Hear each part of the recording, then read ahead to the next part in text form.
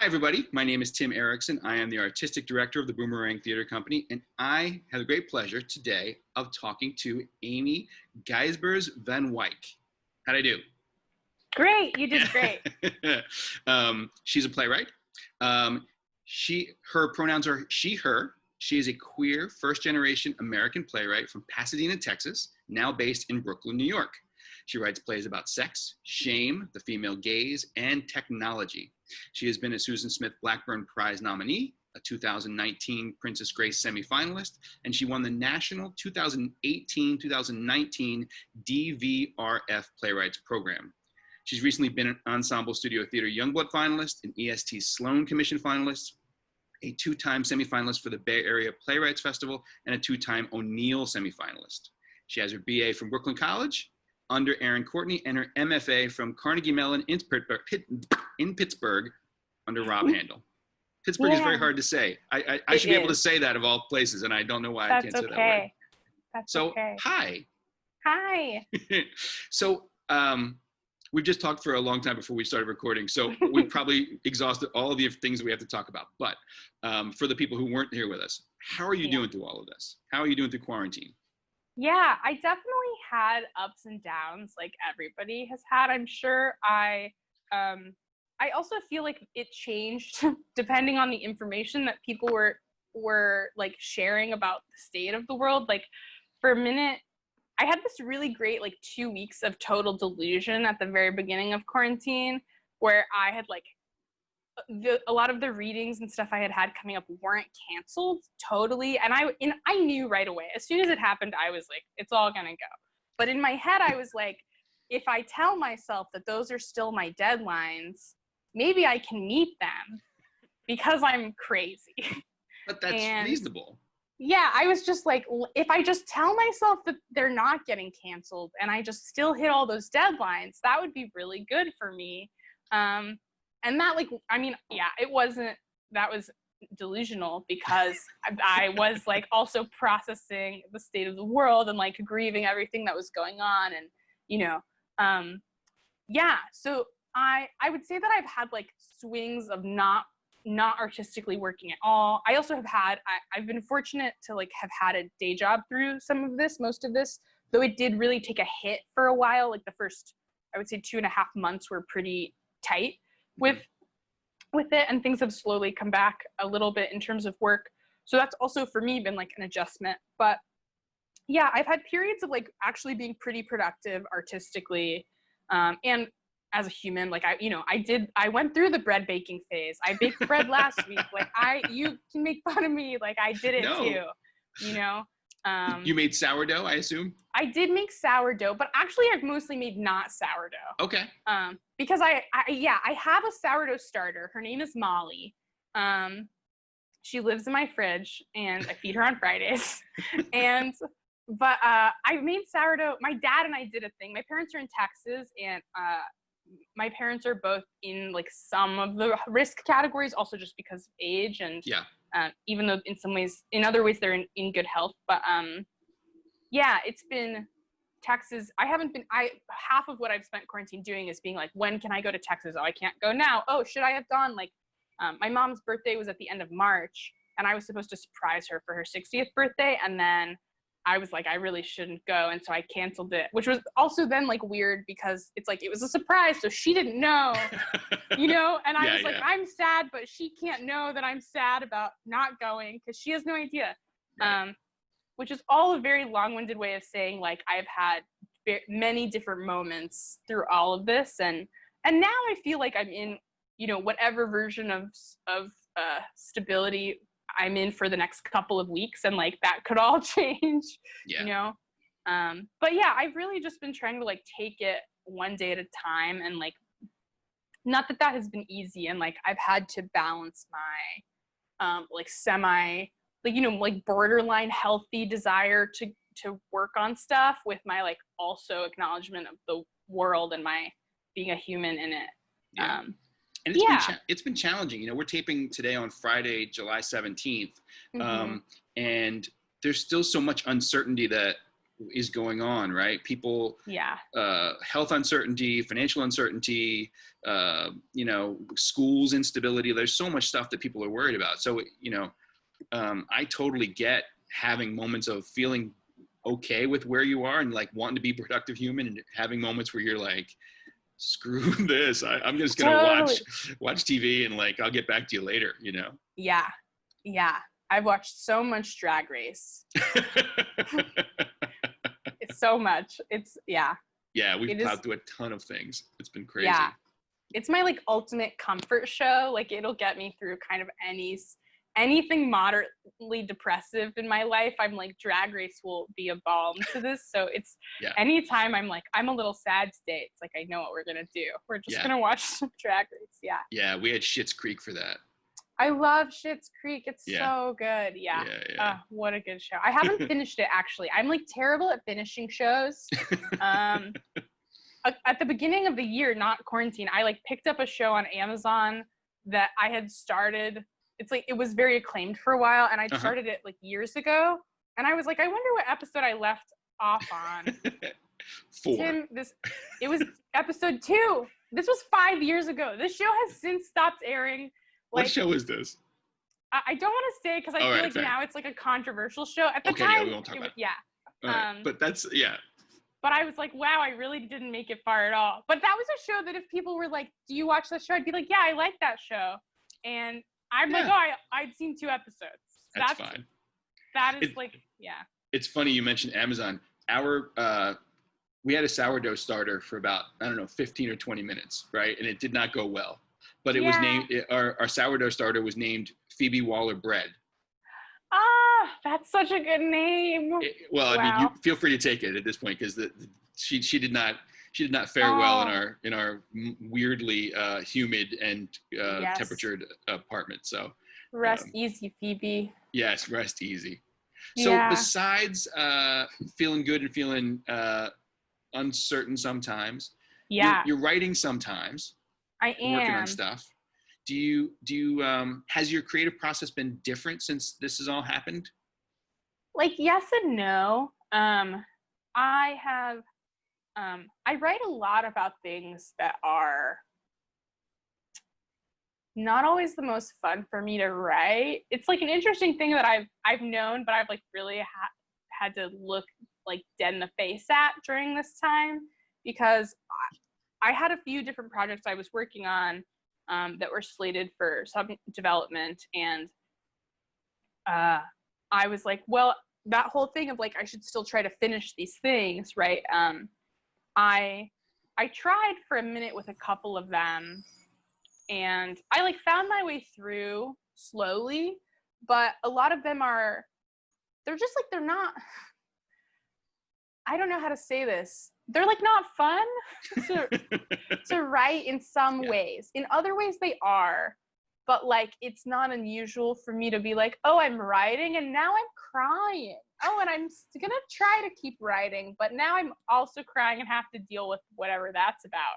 And I actually think that that's like great for me and my process in some, like, I think it means I'm like working on something that feels really kind of like necessary. But at the beginning of quarantine, I was like, I can't do that. I don't have the emotional capacity to do that. And I don't want to like cry while I'm trapped in this apartment and afraid to go outside. Like so I took a step back for a while, and then I had I would say that there's like, I would say during quarantine, I've worked on 2-3 plays that have already existed in some capacity, various capacities. And then I've worked on like 2 brand new things, because there have been some submissions that are still continuing. So I like threw some stuff together, and I actually got one commission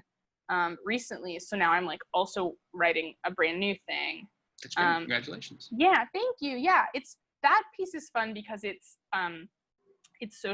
socially, it's meant to be socially distant, actually.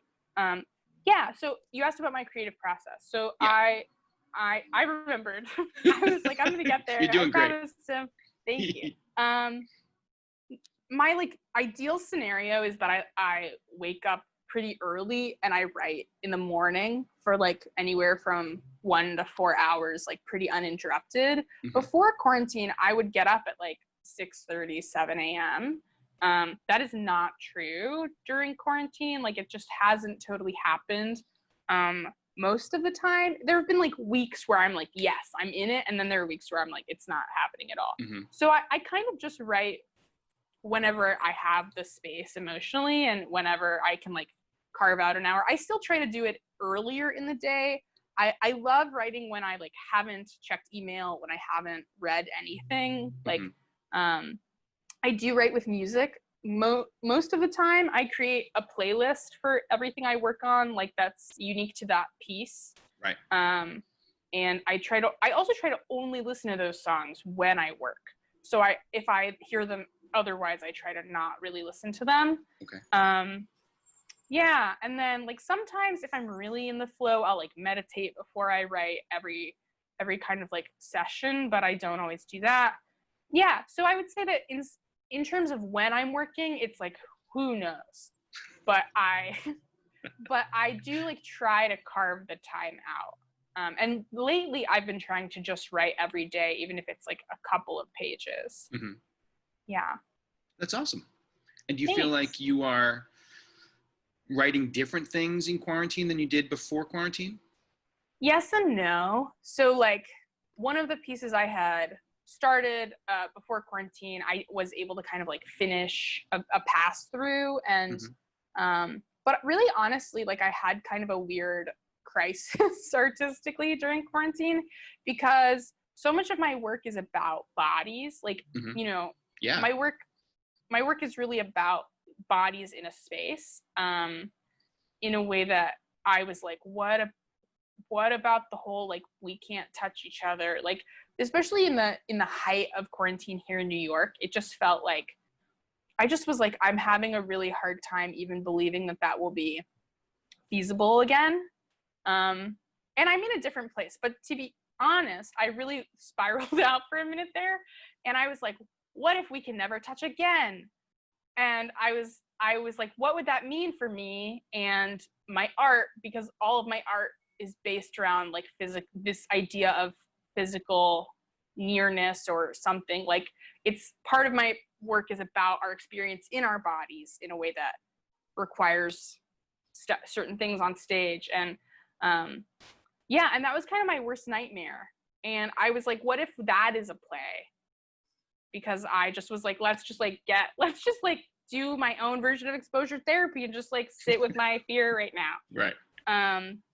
So that has turned into the piece that became this commission that I'm working on, because I was like, wouldn't it be awful to write a play in social distance?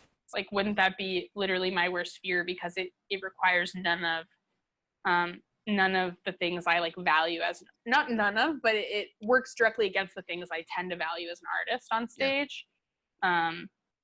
Yeah. So I would say that like, yeah, I have been working, some of what I've been working on is new, and I don't want to say I wouldn't have worked on it before quarantine, but it's just totally different. Yeah. I did a couple of like tiny quarantine based, I feel like there were a few like quarantine theater projects, and I also made some like stupid Instagram videos as Chet Hanks for a minute there, and like where I like basically did drag and was Chet Hanks, and I want to like pick those back up at some point.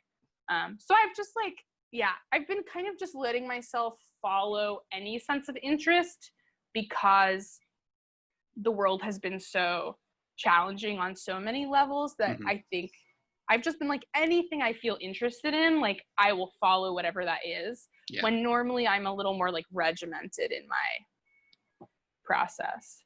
That's awesome. Yeah. When I think of your work, I often think of it as like this intellectual curiosity about intimacy and exploration, right? And so I can see where those challenges of wondering if physical bodies will be in space together is a real sort of roadblock on some level initially to the work. But I don't see that as a problem that you won't be able to get around. I mean, I'm sure you can write to that issue. Yeah, that's sort of exactly what I started doing was just like, this piece that I'm working on is set. It's not, I was so snarky about the existence of coronavirus plays. I was like, I'm calling it now. I'm going to see 2 and that's it. Like, that's all I'm going to see. I don't care how many there are. I'm going to see 2 of them and I'm done. All right. And, you know, just because like, that I just for a minute was like, there are going to be thousands of them. And there very well might be. I don't know. Oh, there will. But of course, this idea of like, what would it be like to not touch? So I'm working on this new piece. It has a working title, but I just changed it, so it might change again. Okay. It's set actually in the like, one of the things I'm exploring is if it's set in like the aftermath of our current moment. Mm-hmm. And it's not about explicitly like the coronavirus, but it's about like what that has done to our kind of like cultural sense of physical contact in space. Yeah, it's been interesting. I'm still like really early in that project, so I don't feel like I'm just sort of like doing things right now, and I don't know what I'm doing, if that makes sense. You know? Yeah. Like I'm not sure where it's all kind of totally going yet. But I have already written and cried, so that seems like I'm at least in the right place. You're being authentic. Your true self is coming out I'm somehow. following something. Yeah. Well, that raises an interesting question just about craft for a second. Do you often know where you're going when you start, or do you sort of let the reason I ask is because I've been sort of trying to figure out a lot more structure stuff because I feel like it was the thing I never really knew and just sort of would let fingers type and emotions and jokes sort of run around. And then like it just became a thing that was its own, but had no structure sometimes. And I feel it sounded like you're able to sort of just let your just psyche and intellect sort of just type out whatever you want to type out for now, and structure be damned for the moment. And then you can, you know, is that what it sounds like for you? I think it's like, it's sort of I feel like my brain operates on 2 tracks a little bit. I totally hear what you're saying about structure though. Before I went to grad school, I didn't really know how to revise. I just wasn't sure how to do that. And I did my undergrad at Brooklyn College. Like, you know that. I'm just saying it for the viewers at home. For the masses, yes. Yeah. And at Brooklyn College, I had sort of like done the theater training and like been exposed to more traditionally structured stuff. And then I'd also like studied with Aaron Courtney and a lot of people from the Brooklyn MFA scene, which is traditionally more like downtown. And so I felt like I knew kind of both the polar ends of the structure spectrum, but I was like, I don't know how to do anything that's not either extreme. And I don't know how to figure out how to do that. So it was really in grad school that I figured it out. But I tell this story sometimes, and I think it's like funny and a little embarrassing, which is like I would go to the head of our program, Rob. I would go to Rob, and I remember once I brought in this play. It was like 60 pages, and he was like, "Well, this is very funny, but like nothing happens." And in my head, I was like, "What? Nothing happens?" And then I was like, "Oh yeah, I guess actually like really not much happens." And I would bring him. He for a while had us make these kind of outlines of acts, and I would bring him an outline, and I would be like, is it plot?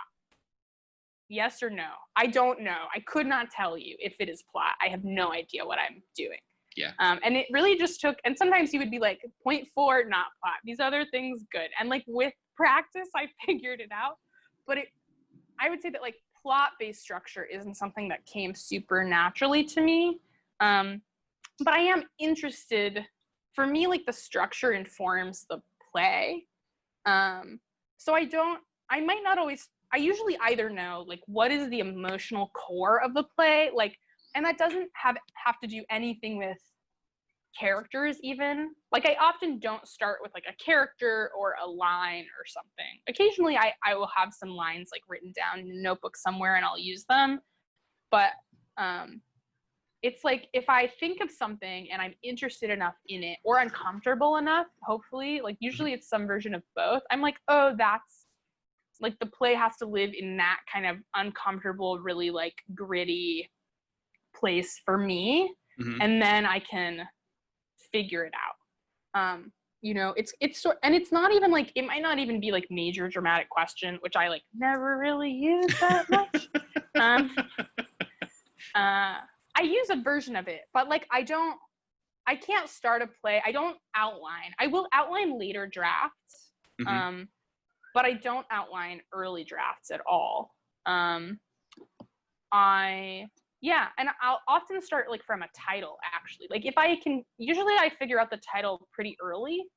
And if I can figure out the title and like some part of the idea, that the thing that's sort of like, oh, I have like a thematic word that I'm interested in, or like I have this like this thing I want to explore, whatever that is, I can like drive through just like whatever that is. Like alternate possibilities, which we've worked on together, like that play actually came there. The thing that started it came out of something that's not in the play at all, which is that I was like eating an apple. I was having to pitch my thesis and I was eating an apple, and I love apples. Like that, I know that's like, I just really love them. And I was thinking about climate change, and I was like, one day there aren't going to be apples anymore, and that's going to make me so sad. And that is where alternate possibilities came from. Like initially the stuff about, initially it was about apples, which isn't in the play at all. There is some food stuff. Yeah. You know, and then like the fact that there are two sets of characters named Lewis and Clark, that was sort of a joke. That was like an impulse. And I remember putting it in the pitch, and I remember Rob being like, why? Like he sort of was like, that's a dumb joke. And I was like, trust me, I don't know what I'm doing, but something is there. Like, just let me do that and I'm going to figure it out, you know? Yeah. So it's a mix of like saying yes to my stupid thoughts. And I use the word stupid in like a broad way, like my kind of less processed thoughts. And then having like, one thing that I can sort of hang on to and let that like pull me through. And sometimes that one thing will be structure.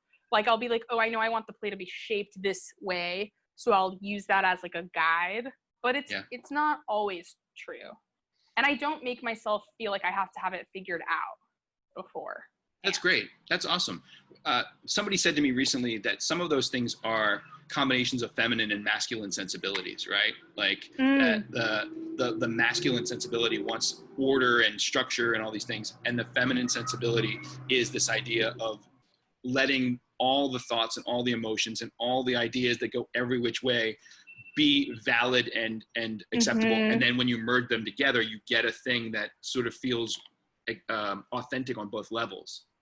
That's an interesting way of thinking about it. Yeah, I think I do think that it's like one of the things that I experienced in undergrad, and I feel like sometimes I was too I was like almost afraid to do this, but I feel like sometimes I see a play and there's something in it that's like super wild, or that like sits in the play differently than other things. And it's like, well, how did they connect those two things? And I don't know, I've never like had this thought out loud before, but I feel like some of that is just, you have to be willing to say yes to yourself.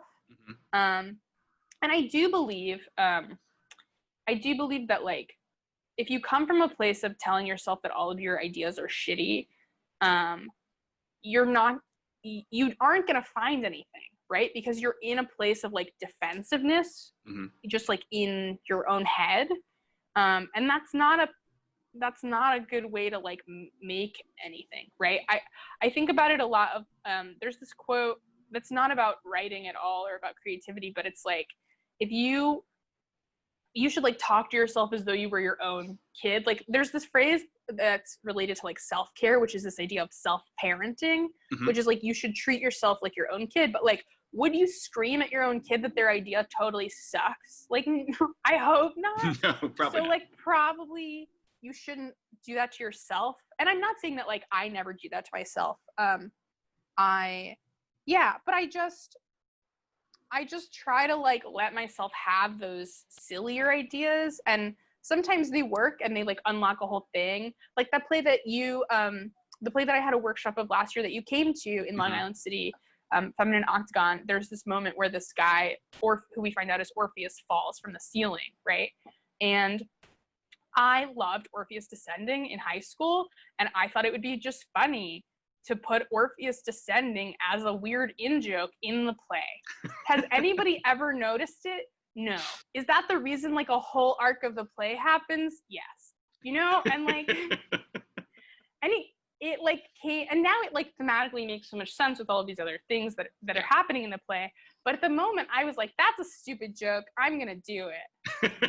You know? Yeah. And it's not even a joke that anyone has ever clocked. Like, it's not actually a joke. It's just a thing I was amused by now. Yeah. And I feel like you can't necessarily find those moments if you aren't giving yourself some emotional space to like play. Yeah.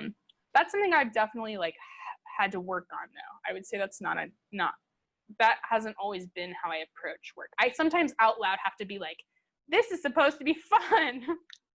Sure. Because otherwise it's easy to just like get in your head about it. But yeah, when you hit a spot where you were stuck, or if you hit a block for whatever reason, do you have a piece of advice that's either you read or someone said to you that you sort of fall back on from time to time as a way to sort of spur yourself forward? Yeah, I have a couple. And some of them are sort of in direct opposition in terms of like approach, which I think is funny. I have a Post-it note on my desk that says, one bad draft is better than 100 good ideas, which is a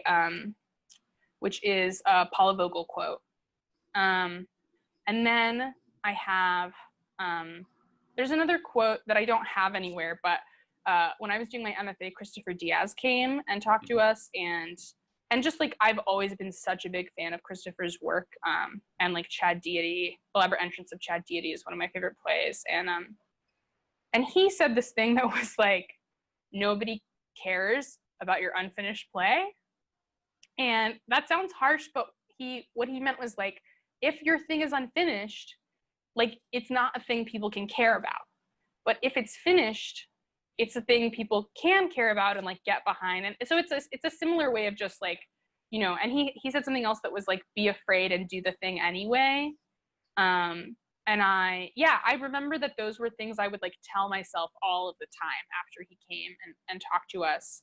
I feel like so for me, it's like really a balance of like being nicer to myself and like putting some gentle structural pressure on myself to get the work done. And then any kind of quote that's like about, you know, perfection is the enemy of good enough, or like perfection is the tool of the oppressor, or just like anything that's like, there's a really good quote that I cannot remember from a writer. I want to say it's Anne Lamott, has a really good quote about perfection that like, I consider myself like a somewhat reformed perfectionist. Like I try to not be one, but I definitely have been one, and realize that I often have those kinds of impulses.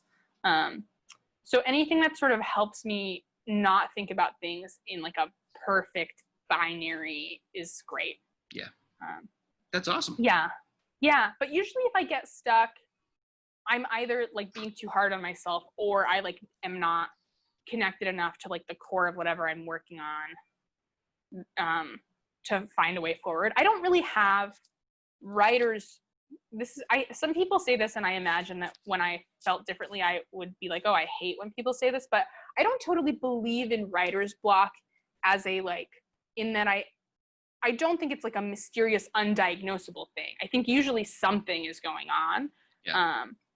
And so I'm more about like, what is that thing going on? And let's just like deal with that thing. And sometimes that thing is like, you have a life thing to deal with and you need to take 6 months off. Like, I'm not saying the answer is to always push through, but I feel like I don't believe in like writer's block broadly as much as I believe in like something is going on and I can't write because of it. Yeah. So let's just like work on whatever that is. That's great.